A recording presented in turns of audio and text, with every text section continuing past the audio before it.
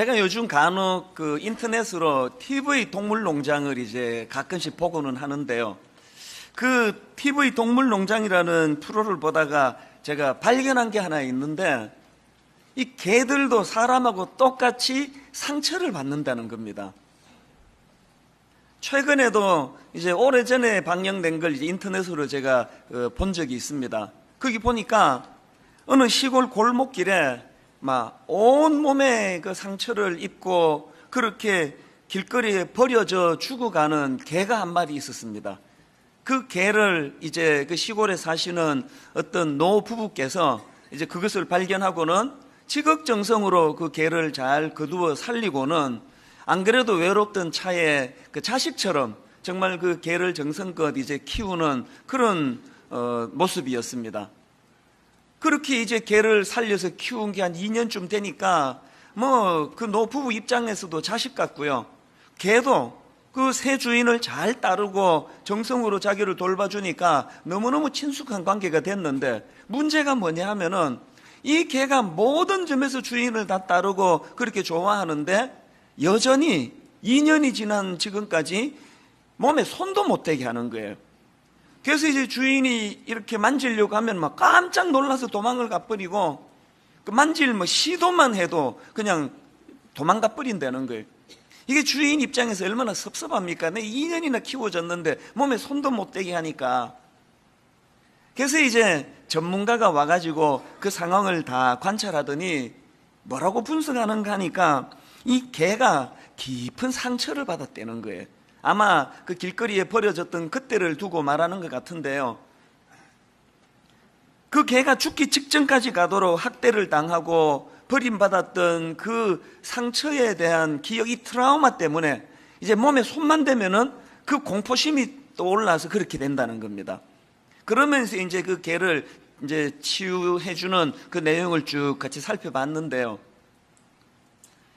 야, 이 개도 사람하고 똑같이 상처를 받는구나. 그게 참 공통점인 걸 제가 알게 됐는데, 근데 차이가 뭐냐 하면은요, 사람은 한번 상처를 받으면 치유되는 게 참 어렵습니다. 그런데 개는 금방금방 치유가 돼요. 그날도 전문가가 와가지고는 이렇게 한번 해봐라, 저렇게 한번 해봐라, 그렇게 몇 가지만 짚어줬더니 바로 그날로 이제 2년 동안 몸에 손을 못 대게 할 만큼 깊었던 상처가 치유가 되고, 주인이 만져도 이제 그 놀라지 않는 금방 변화가 일어나는 거예요. 이게 참 부러운 거 아닙니까?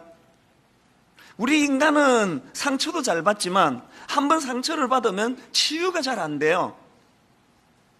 제가 오늘 이 본문 말씀을 묵상하다가 불쑥 그 TV 동물농장에 나오는 그 개가 떠올랐던 건 뭐냐 하니까요, 이처럼 인간은 상처도 잘 받지만 받은 상처가 치유가 잘 안 되는 아픔이 있는데, 거기다가 또 인간이 이렇게 약해서 그런지는 몰라도요, 누가 자기 잘못을 지적하면은 그걸 잘 수용하지 않습니다. 그 개를 이제 치료하는 과정에서 전문가가 이제 또 다른 비슷한 개를 한 마리 데리고 와가지고 이제 그 개가 지켜보는 과정에서 자기 주인하고 개하고 같이 스킨십을 하면서 어루만져 주면서 그거를 이렇게 보여주더라고요. 그걸 지켜보고 하더니 금방 자기가 이제 잘못을 깨닫고 이제 상처가 치유되고 주인에게 몸을 맡기게 된 거 아닙니까? 인간은 이런 일이 절대 일어나지 않습니다. 인간은요, 너 그러면 안 된다. 네가 주인이 그 일을 이렇게 살려줬는데 그 손도 못 대게 도망가면 되는, 네가 한만 개지만 그 너무한 거 아니냐, 이렇게 훈계하면은요, 그리고 또 다른 개 보여주듯이 인간들에게 그렇게 하면 더 큰 상처를 받습니다. 그 인간은 상처 치유도 잘 안 되지만 누가 자기의 잘못을 교정해 주려고 지적해 주고 다가가면은 오히려 더 큰 상처를 받고 오히려 더 크게 반발하고 그렇게 더 크게 자기를 방어하는 게 그게 우리 인간이에요. 그러니까 치유받는 게 참 어려운 거 아닙니까?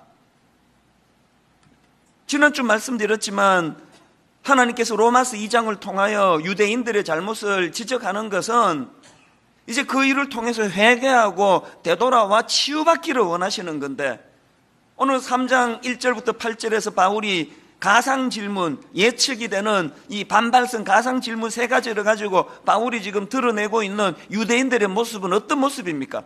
회개하고 돌이키기는커녕 자기 변명에 급급하고 책임 전가에 급급하는 이런 태도를 보이면서 하나도 변화가 일어나지 않는 거예요. 여러분, 지난주 말씀드렸던 그 지식의 저주라는 이 용어 기억하십니까? 우리 인간은 우리 스스로가 우리 그런 존재라고. 그러면 내 머릿속에 있는 메시아는 안 바뀌어. 내 머릿속에 있는 하나님 이미지는 변하질 않아. 그래서 제가 이 본문 말씀을 가지고 이제 곰곰이 묵상을 하면서 어떻게 하면은 이렇게 회개를 촉구하시는 하나님 말씀을 거부하고 회개하기는커녕 자기 변명에 급급하고 그냥 책임 전가에 급급한 이런 모습을 좀 탈피할 수 있을까? 그래서 저는 이번 주와 다음 주에 걸쳐서 이제 이 질문에 대한 대안 두 가지를 나누어 보려고 합니다. 원래는 이 둘을 오늘 한꺼번에 하려고 했는데 분량이 도저히 한 주에 다루기가 어려워서 이제 두 주에 걸쳐서 다룰 생각을 하는데요. 이제 오늘 제가 여러분에게 던지고 싶은 대안은 오늘 본문 4절에 나오는 말씀입니다. 우선 3절을 한번 보시겠습니까? 이제 이런 가상 질문이 나옵니다. 어떤 자들이 믿지 아니하였으면 어찌하리요? 그 믿지 아니함이 하나님의 미쁘심을 패하겠느냐? 그랬더니 바울이 4절에서 이렇게 대답합니다. 그럴 수 없느니라. 사람은 다 거짓되되 오직 하나님은 참되시다 할지어다. 지난주 이 말씀의 의미를 설명해 드리지 않았습니까? 무슨 질문입니까?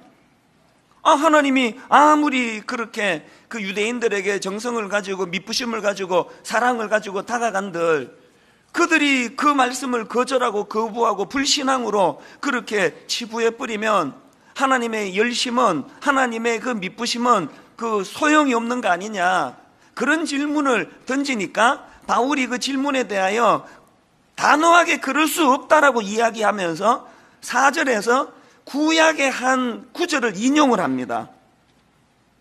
4절을 다시 한번 보시겠습니까?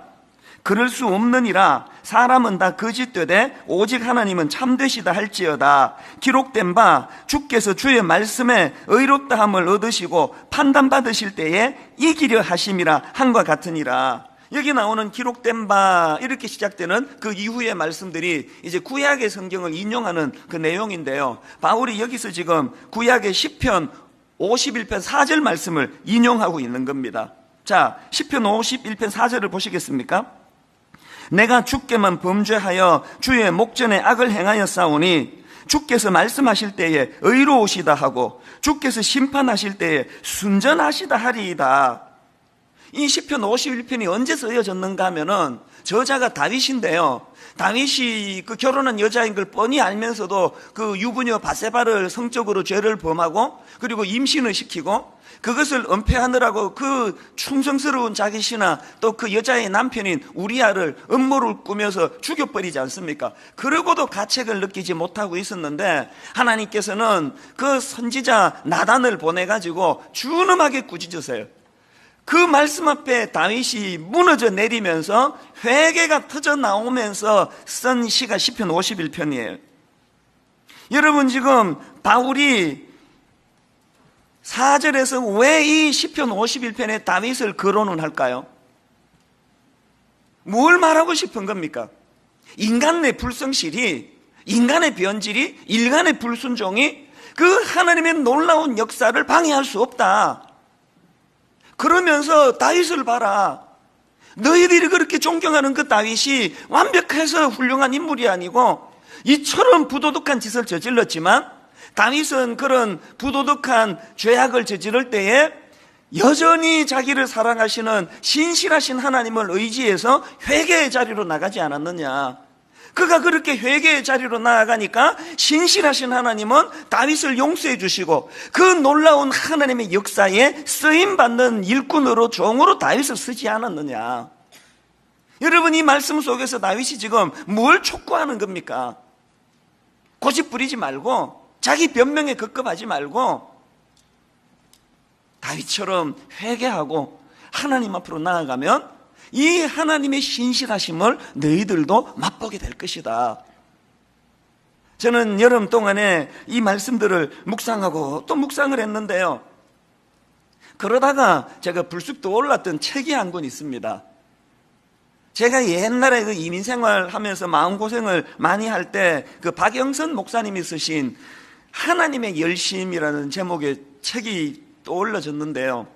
그 책에서 저자가 강조하는 게 뭐냐 하면은 이 성경에 나오는 아브라함이나 모세나 다윗 이런 인물들이 위대한 게 아니라는 거예요. 아브라함이 위대한 게 아니고 또 모세가 위대한 게 아니고 다윗이 위대한 게 아니고 성경에 묘사되는 그런 인물들은 아주 결함이 많고 또 연약하기 짝이 없는 그런 약한 존재들이었다는 거예요. 그렇기 때문에 아브라함을 자꾸 뭐 대단하다 그래서는 안 되고 모세를 떠받들 필요가 없고 그런 초라한 인생들조차도 다듬어서 사용하시는 위대한 종으로 만드시는 하나님을 바라봐야 된다. 이 하나님의 열심, 이 하나님의 열심이 그 나약한 인간들도 변화시켜 놀라운 종으로 만들었다. 그런 요지의 책이었어요. 제가 그 책을 읽으면서 많이 위로를 받았던, 그 당시는 제가 힘들 때니까 나같이 이렇게 초라한 삶을 살아 인생의 밑바닥에서 그냥 쓰레기통을 치우고 변기 청소하며 사는 이런 나 같은 인생에게도 하나님의 열심이 개입되시면 나도 회복이 될 수 있겠구나. 그래서 제가 힘을 참 많이 얻었던 그런 기억이 있던 책이에요. 여러분, 우리가 하나님 앞에 소망하는 게 뭡니까? 우리에게도 로마서 2장에서와 같은 준엄하신 하나님의 말씀이, 혹은 구약의 다윗이 범죄했을 때 신실하신 하나님께서 선지자 나단을 보내서 회개를 촉구하실 때 변명이나 하고 있지 말고 그럴 수밖에 없었다는 둥, 하나님이 이렇게 만든 거 아니냐는 둥, 그렇게 책임 전가하지 말고 겸손히 하나님 앞에 무릎 꿇고 회개하는 자리로 나아오면 이 하나님의 신실하심을 맛보게 될 것이다. 저는 오늘 이 설교 말씀을 통해서 여러분들이 이 놀라운 진리의 말씀을 깨달아서 용기를 얻고 힘을 내는 그런 여러분 되시기를 바랍니다. 그래서 저는 오늘 이제 우리가 이 이탈한 궤도에서 되돌아와서 이 신실하신 하나님을 맛보기를 시작하기를 원하는데요. 여러분, 우리가 이 하나님의 신실하심을 맛보는 신앙생활을 영위하기 위해서는 두 가지를 꼭 기억하셔야 됩니다. 첫째로, 여러분, 하나님의 신실하심을 맛보기 위해서는 이 신실하신 하나님의 주도하심을 경험하고 또 거기서 인정해야 된다는 겁니다. 우리가 회개하고 하나님 앞으로 나아가면은 영적으로 깨닫는 게 하나 있는데요. 겉으로는 내가 내 인생을 영위하는 것 같지만, 겉으로는 내가 내 가정을 영위에 꾸려나가는 것 같지만, 이 배후에 신실하신 하나님, 일하시는 하나님, 하나님의 열심이 우리 가정에 개입되어 있는구나, 이걸 깨닫게 된다는 거예요. 지난주에 저도 그것을 또 새삼 경험하고 참 가슴이 벅찬 그런 그 목요일일 거예요. 우리가 분립개척을 시켜가지고 이제 의왕 지역에서 아주 건실하게 교회가 지금 성장하고 있는 우리 그 이웃 교회가 있지 않습니까? 그 교회에서 이제 보니까 벌써 분립개척가 지금 4년이나 됐대요. 그 후배 목사님이 모처럼 이제 놀러를 왔어요. 그래서 이제 두런두런 지난 몇 년 동안 하나님이 일하셨던 것들을 같이 나누고 어떻게 하면은 이 주의 교회를 잘 세워 나갈 거를 이렇게 대화를 하다가 문득 제 마음에 이렇게 확 스치면서 지나가는 깨달음이 있어서 너무너무 기뻤던 적이 있습니다. 그게 뭐냐 하니까요, 여러분 다 기억하실 거 아닙니까? 제가 5주 전에 7월 중순에 바로 이 자리에서 광고하면서 이제 다음 주부터 제가 설교를 5주 동안 이제 하지 않을 것입니다. 매 여름마다 설교를 제가 내려놓는 거는 휴가를 즐기기 위해서가 아니고 이제 이 기간 동안 저를 돌아보고 또 점검하고 이런 시간으로 제가 보내려고 합니다. 그렇게 광고를 하고 5주간 설교를 이제 쉬었는데요. 그 광고를 드리고 바로 이틀이 지난 그 화요일 날이에요. 전체 교역자들을 모아놓고 제가 무슨 이야기를 했냐 하면은, 여러분들 프로야구 좋아하십니까? 이 야구를 보면은요, 이제 이게 공 잘 던지던 에이스 투수가 갑자기 이렇게 난조를 보여가지고 흔들릴 때가 있습니다. 그렇게 공을 잘 던지던 투수가 막 갑자기 두들겨 맞아가지고 막 8점, 9점씩 내줘가지고 그렇게 그 혼미해지면은요, 이런 일이 이제 몇 차례 계속 반복이 되면 감독은 그 투수를 2군으로 내려보냅니다. 이 후보들이 모여있는 2군으로 내려보내가지고요, 아주 기초부터 다 점검을 하게 합니다. 투구 폼부터 시작해가지고 왜 이런 지금 이 슬럼프가 있게 됐는지를 잘 점검해서 한 열흘 정도 그렇게 처음부터 기초부터 다져가지고 그렇게 해서 다시 이제 올려보내면은 언제 그랬냐는 듯이 예전의 기량이 돌아오는 이런 경우가 종종 있는 게 프로야구예요. 제가 우리 교역자들에게 그 야구 이야기를 해줬습니다. 내가 왜 설교를 5주나 쉬는지 아느냐? 이 기회가 내가 나 스스로가 2군에 내려가는 행위다. 내가 담임 목사니까 누가 강제로 나를 2군으로 보내는 일을 못하니까 내가 스스로 내려가는 거다. 이 5주 동안에 나 자신을 돌아보고 점검해서 내가 주님 앞에서 참 부끄러운 건 없는지, 내 설교에 뭐가 문제인지 이런 걸 점검하고 그렇게 돌아오기 원한다. 날 위해 기도해 달라. 그런 부탁을 한 거예요. 그렇게 하고 이제 5주를 쭉 보냈는데 지난주 말씀드렸듯이 너무너무 많은 교회 안에서 상처받고 아파하는 이런 성도들을 만나고 목회자를 만나고 교회를 만나 마음이 혼미하는 과정을 다 거쳐가지고 맨 마지막 코스가 일본 코스다. 나리타 공항에서 이제 여름 일정을 다 마치고 한국으로 귀국하려는데 제 후배 부목사님이 이메일을 통해 보내줘서 알게 되었던 그 책 한 권은 읽고 온워드라는 그 책을 가지고 지난 몇 주 동안에 많은 교회들의 아픔을 연결하면서 저 자신을 돌아보게 만드신 게 하나님이시구나. 더군다나 그 책을 소개받기 바로 그 전날 말씀드렸잖아요. 중국인 유학생들의 그 순수한 눈물, 그 순수한 회개의 모습을 통해 각성시키신 하나님께서 지난 5주 동안에 섬세하게 저를 돌보게 하셔서 2학기 동안의 분당 우리 교회가 어떻게 나가기를 말씀해 주신 거구나. 지난주 목요일 날 마음에 막 전율이 느껴졌던 게요, 지난 5주를 그렇게 되돌아보니까 겉으로는 제가 스케줄 잡고 제가 일본 다녀오고 제가 미국 다녀오고 제가 어떤 성도 만나고 제가 다 한 것 같았지만 그 이면에 신실하신 하나님, 섬세하게 일하시는 하나님의 손길이 너무너무 정교하게 개입이 돼 있다는 사실을 불쑥 깨닫게 된 거예요. 그랬더니 마음에 전율이 느껴지고 감격이 회복이 되면서 의욕이 생기는 거예요. 그리고 어제 이제 이 설교를 쭉 마무리를 하고 정리를 하는데 자꾸 마음이 너무 벅차져가지고요, 이 찬양이 입술에서 계속 흘러나오는 겁니다. 전능하신 나의 주 하나님은 능치 못하실 일 전혀 없네. 우리의 모든 간구도, 우리의 모든 생각도, 우리의 모든 꿈과 모든 소망도 신실하신 나의 주 하나님은 우리의 모든 괴로움 바꿀 수 있네.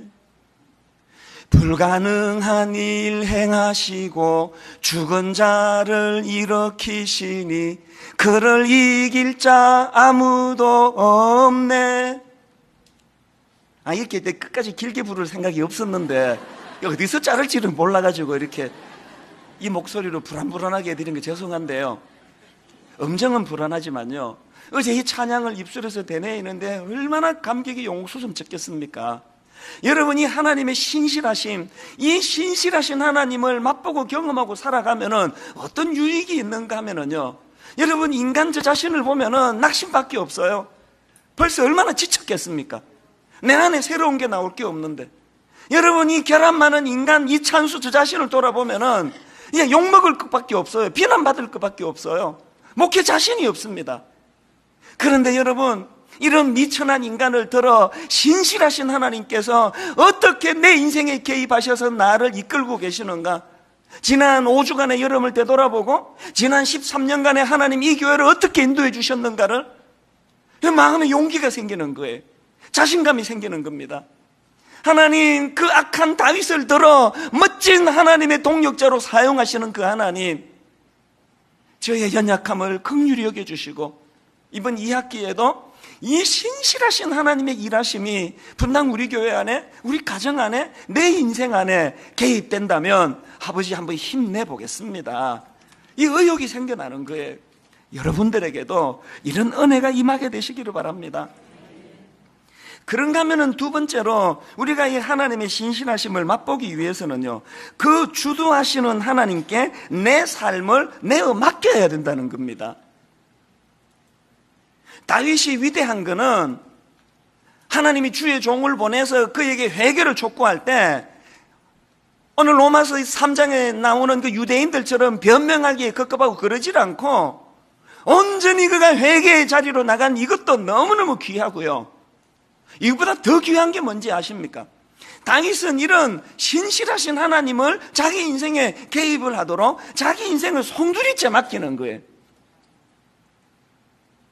다윗이 그 놀라우신 하나님을 인생을 통해 경험하면서 우리에게 권면하는 게 뭡니까? 시편 37편 5절에 보니까 이런 권면을 하십니다. 다윗이 내 길을 여호와께 맡기라. 그를 의지하면 그가 이루시고, 시편 55편 22절 내 짐을 여호와께 맡기라. 그가 너를 붙드시고 의인의 요동함을 영원히 허락하지 아니하시리로다. 우리는요, 오늘 본문 로마서 3장에 나오는 유대인들처럼 회개도 잘 안 하고 변명에 급급하기도 하지만 뭐 회개했다 하더라도 이후에 다윗이 보여준 것과 같은 자기 인생을 하나님께 맡기는 일을 잘 하지 않아요. 왜 그러는지 모르겠습니다. 저는 지난주에 이 구약에 있는 성경 한 구절하고 신약에 있는 성경 한 구절하고 이 두 구절이 결합이 돼서 이게 하나님의 열심이라는 그 모티프로 이제 제가 묵상을 했는데요, 제가 이 두 구절을 가지고 참 은혜를 많이 받았습니다. 제가 묵상했던 첫 번째 구절이 뭐냐 하면은 이거 구약에 나오는 이사야 37장 32절 말씀이에요. 이는 남은 자가 예루살렘에서 나오며 피하는 자가 시온산에서 나올 것임이라. 만군의 여호와의 열심히 이를 이루시리이다. 이 말씀의 배경이 어떤가 하면은요, 그 당시 이스라엘 백성들은 말로 다 할 수 없이 타락한 거예요. 그렇게 타락하고 탈선한 이스라엘 백성들을 향하여 이사야 선지자가 무서운 저주 같은 예언을 이제 퍼붓는데요. 뭐냐 하니까 너희들의 범죄함으로 이제 이 나라는 망하게 될 것이다. 너희들의 범죄함으로 비참한 이 나라 역사가 이제 기다리고 있다. 이런 저주 같은 예언을 이사야가 쏟아놓는데요. 근데 그 예언이 그렇게 하고 끝나질 않아요. 그렇게 하고 끝나질 않고 이렇게 너희들의 범죄함으로 이 나라는 망하게 되고 타락의 길, 비참한 길로 접어들게 되겠지만 그러나 이 나라는 이렇게 끝나지 않는다. 회복이 될 것이다. 어떻게 그게 가능한지 아느냐? 우리같이 이렇게 타락하고 변질된 인생을 끝까지 사랑하시는 하나님의 열심, 이 하나님의 열심으로 너희들은 회복될 것이다. 이 말씀이 바로 방금 읽었던 이사야 37장 32절 말씀이에요. 배경을 가지고 이 말씀을 다시 한번 들어보세요. 이는 남은 자가 예루살렘에서 나오며 피하는 자가 시온산에서 나올 것임이라. 만군의 여호와의 열심히 이를 이루시리이다. 여기에 하나님의 열심이라는 표현이 등장을 하는데요, 그 다음에 제가 지난주에 묵상을 했던 또 한 구절은 신약에 바울이 쓴 고린도후서 11장 2절입니다. 바울이 이렇게 고백을 합니다. 내가 하나님의 열심으로 너희를 위하여 열심을 내노니 내가 너희를 정결한 처녀로 한 남편인 그리스도께 드리려고 중매함이로다. 지금 바울이 무슨 이야기를 하는 겁니까? 우리 알잖아요. 바울이 얼마나 열심으로 열정으로 성도들을 섬기고 교회를 섬겼는지 아시잖아요. 그런데 바울이 뭐라고 말하는가 하면은 내가 어떻게 이런 놀라운 열심을 냈는지 아느냐? 나의 이 열심 속에는 신실하신 하나님의 열심이 있어서 그렇다. 야, 여러분, 우리 인생을 마무리하기 전에 이 바울의 이런 고백 한번 멋있게 하고 죽어야 될 거 아닙니까? 여러분, 우리 죽기 전에 애들 모아놓고 여러분 이렇게 좀 멋있게, 니들이 알다시피 네 아버지 시시한 인생 산 거 아닌 거 알지? 너 아버지 복인이라도 열심히 살았다. 근데 이 아버지의 열심이 어디서 나왔는지 아니?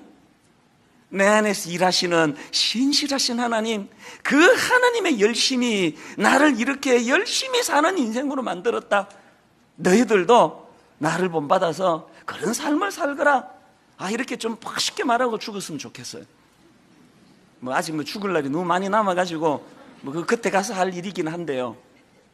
여러분, 우리가 바울처럼 이렇게 멋진 참 자기 삶을 고백할 수 있는 인생을 살기 위해서 우리가 바울에게서, 우리가 다윗에게서, 또 우리가 신앙의 위대한 인물들에게서 배워야 되는 게 있는데 그게 뭐냐 하니까 우선은 회개예요. 회개.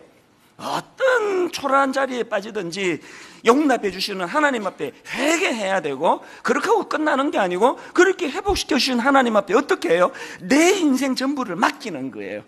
다윗이 권면하는 것처럼. 우리가 이거를 못해요. 교회는 수십 년 다니는데 이 위탁이 일어나지 않으니까 참 그 지지부진한 것 같아요. 바울이 다메섹 도상에서 예수 그리스도를 만나고 자기 인생에 개입하신 예수를 만난 이후로 바울은 그냥 세상에 발 하나도 안 끄고 하나님께 발 하나도 안 끄고 그러질 않았습니다. 바울은 성도리째 하나님께 자기 인생을 맡기고 위탁하는 그런 삶을 산 거 아닙니까? 제가 작년 특세 때 이 말씀을 드렸던 기억이 나는데요, 저는 목사들이에요. 그럼에도 불구하고 20대 초반까지 하나님을 만나본 적이 없어요. 예배의 기쁨 한 번도 맛본 적 없습니다. 매주일마다 예배 드리고는 했지만요, 하나님을 경배하고 이건 거의 안 했고요. 그냥 중등부터도 기억이 나요. 그 반주하는 내가 짝사랑하던 그 여학생 뒷꼭지나 쳐다보면서 그렇게 예배를 드렸던 기억밖에 없습니다. 모태신앙, 이 진짜 위험한 거예요. 그러다가 20대 초반에 미국 시카고에서 참 인생의 연단의 과정을 거치면서 신실하신 하나님께서 초라하게 짝이 없는 그런 저를 주님께서 만나주시고 제 인생에 개입을 해주셔서 본격적으로 하나님이 개입하시는 인생은 제가 20대부터 시작이 된 거예요. 그 은혜가 너무 커가지고요, 이제 29살 20대 마지막 해 아닙니까? 이제 내가 내 남은 인생을 주의 종이 돼야 되겠다. 그래서 참 불쌍한 한국에 있는 우리 청소년들을 좀 섬기는 목회자가 돼야 되겠다. 그래서 이제 하던 일 다 정리하고 한국으로 이제 돌아왔는데요. 이게 여러분 인간적으로 보면은 이게 어리석은 짓이에요. 아마 이 하나님의 개입하심을 모르면은요, 저게 너무너무 충동적이라고 생각하실 거예요. 어느 정도인가 하면은 이제 한국에 돌아가기로 결정하고 한국에 이제 신학교를 가기로 결정을 해가지고 한국으로 귀국을 했는데, 저는 이제 지방 출신이니까 서울에 아는 사람이 아무도 없는 거예요. 김포공항, 그때는 인천공항이 없었고요, 김포공항에 마중 나올 사람이 한 명도 없어요. 막 제가 이제 수소문을 해보니까 마침 제가 어릴 때부터 저랑 친하게 지내던 그 불알 친구라 그러죠. 이런 표현이 기분이 나쁘세요? 그 친구가 갓 결혼해가지고 서울에 와서 지낸다는 거예요. 그래서 제가 그 친구에게 전화를 했어요. 내가 2월 며칠 날 한국에 들어가는데 공항에 아무도 나올 사람이 없다. 공항에 좀 마중 나와달라고 전화를 했어요. 그랬더니 참 좋은 친구예요. 그러겠다 그러더라고요. 그래서 이제 김포공항에 도착을 했더니 그 친구하고 이제 그 친구 부인하고 이제 신혼이니까 딱 붙어 다닐 거 아닙니까? 그 둘이가 나왔더라고요. 그래서 이제 반갑게 인사하고 마주차고 짐도 막 이민 보따리 크게 막 꽉꽉 넣어가지고 2개나 되는데 이 친구가 묻더라고요. 근데 너 잠은 어디서 자니? 이제 어디로 가니? 그래서 제가 이렇게 대답했습니다. 잠은 어디서 자니? 그러길래 잠? 누구 집에? 엄청 당황하더라고요. 어떡합니까? 잘 데가 없는데. 제가요, 제정신이 아니었어요. 철이 없는 정도가 아니고요, 지금 갓 결혼한 신혼부부 그 집에 가보니까 그 송파구 어디에 있었는데요, 지하 단칸방, 화장실도 그 벽에 붙어 있는, 부엌도 방 안에 있는 그 지하 단칸방에 신혼부부 집에 가가지고요, 그날부터 거의 열흘 가까이를 그 집에 지냈는데요, 어떻게 잤는지 아십니까? 가운데 내 친구 남편이 눕고요, 저쪽 편에 그 부인이 눕고 이쪽 편에 제가 누워가지고 세상에 이 말도 안 되는 짓을 제가 저질른 거예요. 더 당황스러운 거는요, 저는 한국 남자들이 회사에 이렇게 빨리 출근하는지 몰랐습니다. 그때가 2월이니까요 캄캄한데 6시 좀 넘으니까 이 남편이 출근해 버리는 거예요. 그 단칸방에서 그 낯설진 않아요. 그 부인도 이제 제가 아는 후배인데요. 남편은 회사 출근하고 그 남의 부인하고 총각하고 둘이서 겸사가면서 아침을 먹었습니다. 어떡합니까? 갈 데가 없는데. 이 뭐 완전히 대책 없이 그냥 한국에 나온 거예요, 그냥. 그리고 또 교단도요. 저희 아버지는 장로교 고신이라고 그 부산에 있는 신학교를 나오셔가지고 고신교단의 목사님이시고 저도 고신 출신이에요. 근데 내가 이 주소를 잘못 알고 총신을 간 거예요.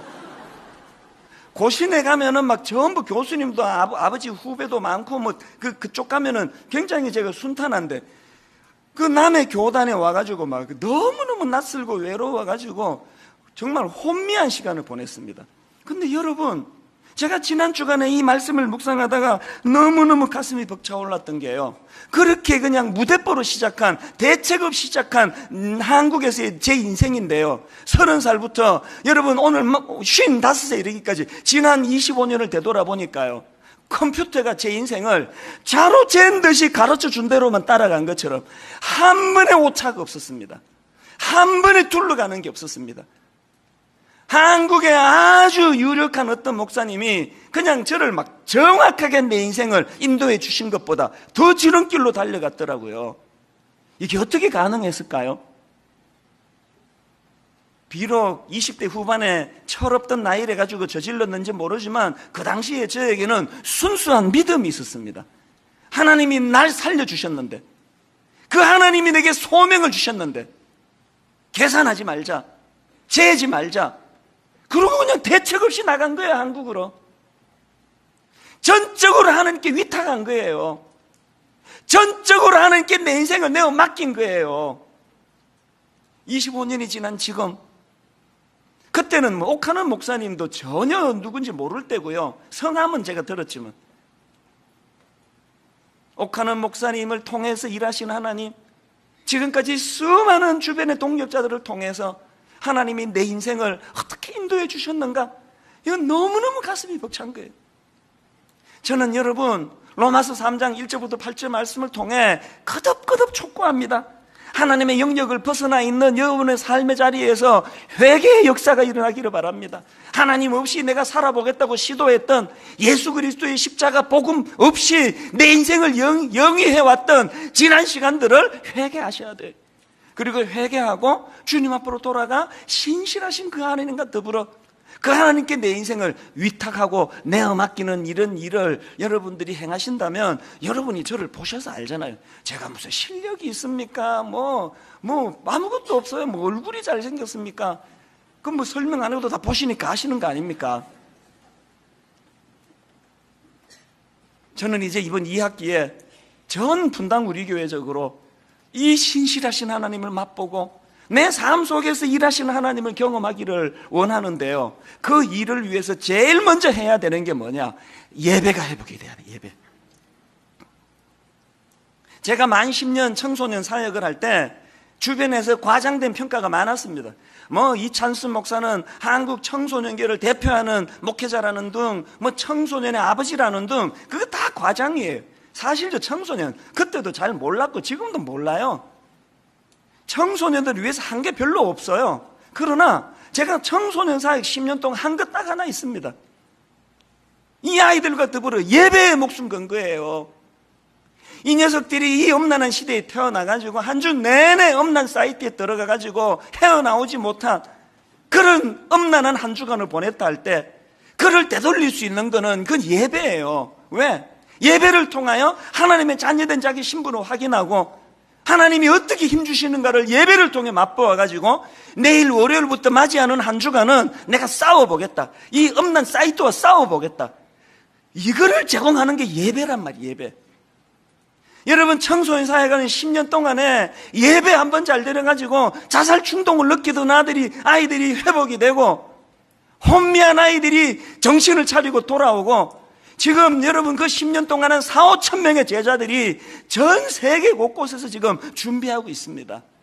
예배가 살아, 예배가. 분당 우리 교회 안에 지난 13년 동안 예배가 살아났다면, 저는 오늘 이 예배와 관련해서 두 가지 캠페인을 벌이기 원하는데요. 하나가 뭐냐 하니까 여러분 예배와 관련해가지고 이 사모하는 마음을 회복해야 돼요. 사모하는 마음. 기대하는 마음 없이 예배 드리면 그 아무 소용 없습니다. 사모하셔야 돼요. 여러분 제가 중동부 할 때 그때 그 중3 어린 애들이요 토요일만 되면은 막 매일이 와요. 그때는 이제 삐삐를 가지고 연락할 때인데요. 목사님 이 토요일 시간이 왜 이렇게 안 갑니까? 빨리 오늘 밤이 지나가야 내일 예배를 드릴 텐데 목사님 왜 이렇게 이 시간이 안 갑니까? 여러분 어린 그 꼬맹이들도요 예배를 기대하고 예배의 마음을 드리고 예배에 온 정성을 쏟으니까 인생이 변하더라고요. 예배에 여러분 기대감을 가지고 이제 이번 주부터 몰두해야 돼요. 그런가 하면은 또 하나 예배를 위해 가지고 이제 지각 안 됩니다. 지각 안 하기 캠페인. 여러분 이제 분명히 제가 선언하는데요. 이제 예배 시간이 지나가면은 이제 문 닫을 거예요. 이제 지각 허락하지 않을 거예요.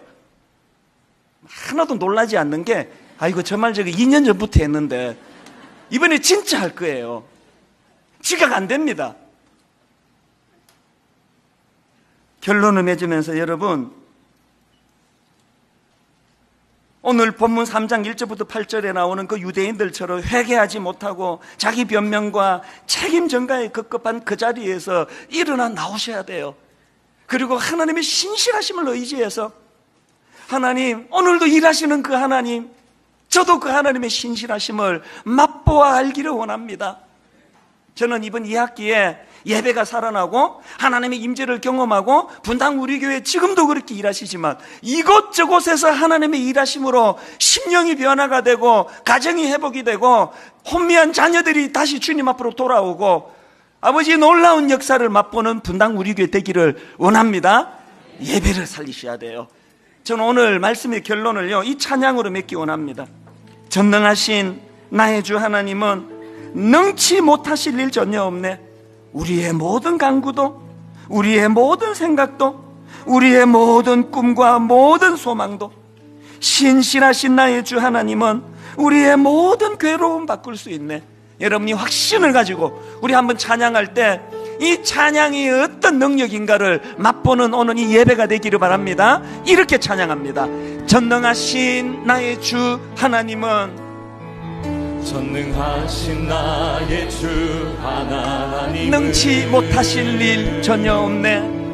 능치 못하실 일 전혀 없네. 우리의 모든 간구도 우리의 모든 생각도 우리의 모든 꿈과 모든 소망도 여러분이 사실을 아십니까?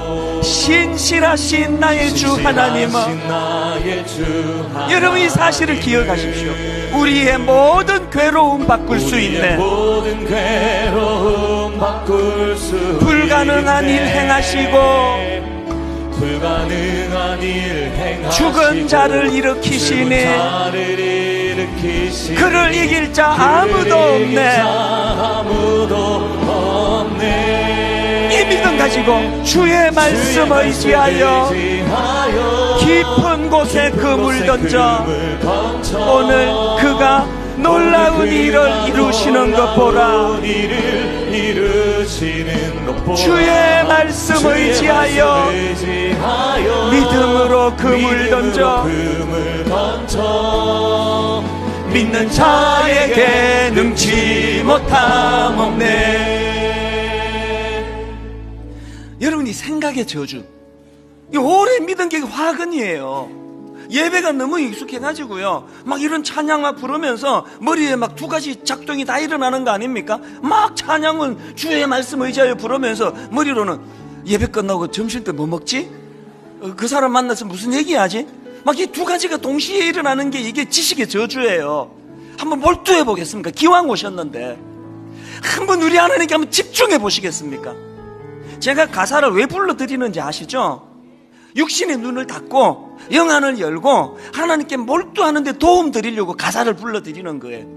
다시 한번 이 찬양 부를 때 하나님 예배를 통하여 신실하신 하나님을 만나기 원합니다. 엿새 동안에 알면서도 이걸 끊지 못해 그 죄악의 언저리를 맴돌고 있던 이 저의 초라한 모습이 예배로 단번에 그것을 이길 수 있는 능력을 맛보기 원합니다. 하나님, 우리 아들을 살려주세요. 하나님, 우리 딸을 주님이 붙잡아 주시는데 예배를 통하여 역사하여 주시옵소서. 이 소원을 가지고 우리 다시 한번 가사 하나하나의 마음을 담아 이렇게 노래합니다. 전능하신 나의 주 하나님은, 전능하신 나의 주 하나님은 능치 못하실 일 전혀 없네. 능치 못하실 일 전혀 여러분, 한 항목 한 항목 선포하십시오. 우리의 모든 간구도, 우리의 모든 간구, 우리의 모든 생각도, 우리의 모든 생각, 우리의 모든 꿈과 우리의 모든 소망도, 꿈과 모든 소망. 여러분 이렇게 선포해 보세요. 신실하신 나의 주 하나님은 나의 주 무슨 일로 힘들고 괴로우세요? 우리의 모든 괴로움 바꿀 수 있네. 모든 괴로움 바꿀 수 불가능한 일 행하시고 불가능한 일 죽은 자를 일으키시니 죽은 자를 일으키시니 그를 이길 자 아무도 없네. 이길 자 아무도 없네. 주의 말씀 의지하여 깊은 곳에 그물 던져 오늘 그가 놀라운 일을 이루시는 것 보라. 주의 말씀 의지하여 믿음으로 그물 던져 믿는 자에게 능치 못함 없네. 주의 말씀 의지하여 깊은 곳에 그물 던져 오늘 그가 놀라운 일을 이루시는 것 보라. 주의 말씀 의지하여 믿음으로 그물 던져 믿는 자에게 능치 못함 없네. 믿는 자에게 능치 못함 없네. 우리 같이 기도할 때 하나님, 회개의 역사가 예배 가운데 일어나기 원합니다. 내 멋대로 내 인생을 영위하던 그 길에 돌이켜 신실하신 주님 의지하는 인생 되기 원합니다. 신실하신 하나님, 우리 가정에 개입하여 주시옵소서. 우리 가정을 살려 주시옵소서. 저를 따라 큰 소리로 3번 진실되게 선포하고 통성으로 같이 기도하실 텐데 이렇게 저를 따라 선포합니다. 주여 은혜를 주옵소서. 주여 은혜를 주옵소서. 주여 은혜를 주옵소서. 주여 은혜를 주옵소서. 주여 은혜를 주옵소서. 주여 은혜를 주옵소서. 살아계신 하나님 아버지, 예배 가운데 하나님을 경험하고 만나고 신실하신 나의 주 하나님을 맛보아 알기를 원합니다. 하나님, 죄악을 용서하여 주시고 아버지 하나님 맡겨라. 내 짐을 맡기고 로마서 2장 말씀을 통하여 회개하고 돌아오기를 원하는 하나님 아버지의 마음, 유대인들이 그 하나님의 마음을 헤아리지 못하고 자기 변명에 급급하고 책임 전가에 급급한 그 모습은 마음 아파하시는 그 하나님 아버지 헤아려 보기를 원합니다. 내 건강을, 나의 물질을 주님 앞에 살아계신 맡겨드리오니 하나님 일하심을 바라볼 수 있도록 회개하여 주옵소서. 신실하신 하나님에게로 나아가기를 원합니다. 이 기도를 통하여 우리가 신실하신 하나님 어떻게 일하시는가를 목도하며 알기를 원합니다. 하나님을 예배하고 신실하신 그 하나님 내 삶 속에, 아버님의 삶 속에 신실하신 그 하나님 내 가정 속에, 신실하신 하나님 내 배우자 내 자녀들 삶 속에 하나님 아버지 내어 맡기는 오늘도 어떻게 일하시는가를 맛보아 알기를 원합니다. 주의 말씀 의지하여 믿음을 가지고 달려나가기를 원하오니 주님 은혜 내려 아버지 주시옵소서. 하나님께서 가장 좋은 것 주시는 우리의 인생의 하나님. 주도자가 되어주심을 인정하며 하나님 아버지 어려운 때를 지나가기를 원하오니 하나님 가정마다 주님께서 역사하여 주시옵소서. 살아계신 하나님 아버지, 예배를 살려주시옵소서.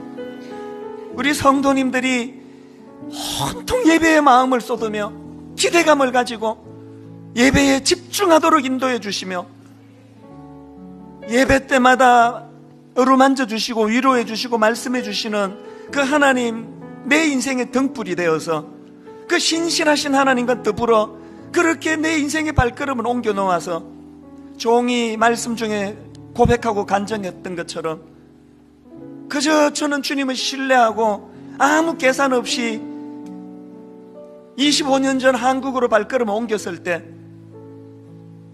제가 가진 그 무엇을 뛰어넘는 하나님의 신실하심이 저를 이렇게 인도하셨던 것처럼 오늘 말씀 듣는 모든 성도님들의 삶에도 그 놀라운 역사가 일어나게 하여 주시옵소서.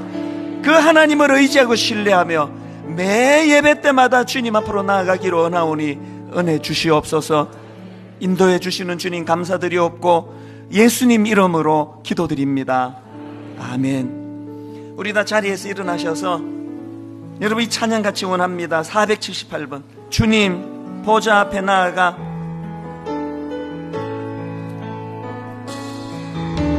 주님 보좌 앞에 나아가 참된 안식과 기쁨 나 누리겠네. 경배하며 주의 얼굴 구할 때 신실하신 주님 찬양해. 우리 다시 한번 이렇게 입술로 고백합니다. 주님 보좌 앞에 나아가 주님 보좌 앞에 나아가 참된 안식과 기쁨 참된 안식과 나 기쁨 누리겠네. 나 누리겠네. 경배하며 주의 얼굴 구할 때 그 하나님 우리에게 어떤 하나님이십니까? 신실하신 주님, 신실하신 하나님,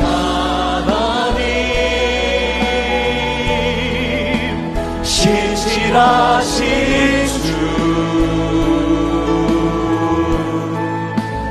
나의 주 하나님은 신실하신 주 평화 내려주신 하나님 평화 내려주신 나로 고통하는 자를 나로 고통받는 자 위로하게 하소서. 위로하게 하소서. 나의 평생에 주의 사랑을 전하리. 신실하신 하나님 주님 찬양해. 신실하신 하나님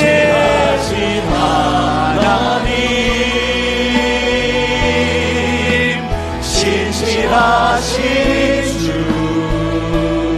나의 주 하나님은 나의 주 하나님 신실하신 주님 신실하신 주 기도 들으시는 하나님 기도 들으시는 하나님 폭풍 속에 내 등불 폭풍 속에 내 노래시라 내 노래시라 주의 날개 아래서 주의 날개 내 맘 쉬리니. 내 맘 쉬리니. 여러분 이렇게 선포해 보십시오. 신실하신 주님 찬양해.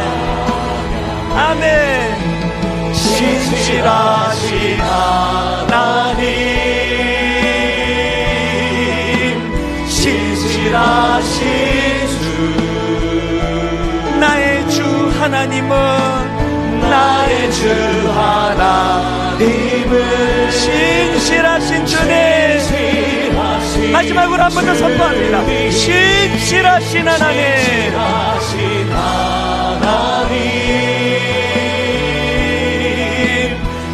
신실하신 주 나의 주 하나님은 나의 주 하나님은 신실하신 주님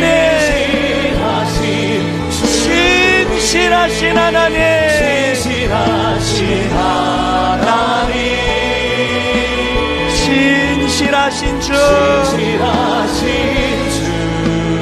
나의 주 하나님은 나의 주 하나님은 신실하신 주님